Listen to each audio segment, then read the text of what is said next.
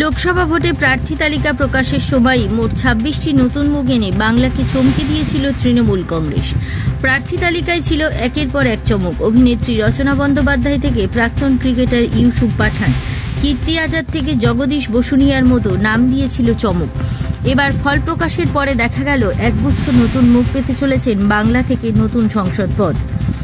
জগদীশ বসুনিয়া, ইউসুফ পাঠান, বাপি Haldar, Arup Chakraborty, Kalipada Soren, June Malia, Partha Bhowmik, Sharmila সরকার, Mitali bug, রচনা বন্দ্যোপাধ্যায়, শাইনী ঘোষ।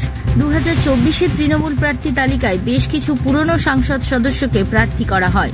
প্রার্থী তালিকা ঘোষণার পরপর এই তালিকা নিয়ে উঠে নানা মহলের নানা প্রশ্ন। আলোচনার প্রশ্ন ওঠে, বেশ কিছু আসনে তৃণমূল কংগ্রেস ভালো প্রার্থী না দিয়ে বিজেপি এমনকি কংগ্রেসকে জমি ছেড়ে দিচ্ছে না তো। কিন্তু ফল ঘোষণা হতেই দেখা যাচ্ছে মমতা অভিষেকের আস্থা তাঁদের নিরাশ করেনি। মোট 11 নতুন মুখ সংসদ ভবনের পোডিয়াম চমকাতে চলেছেন আগামী দিনে। ব্যুরো রিপোর্ট, জেলার বার্তা।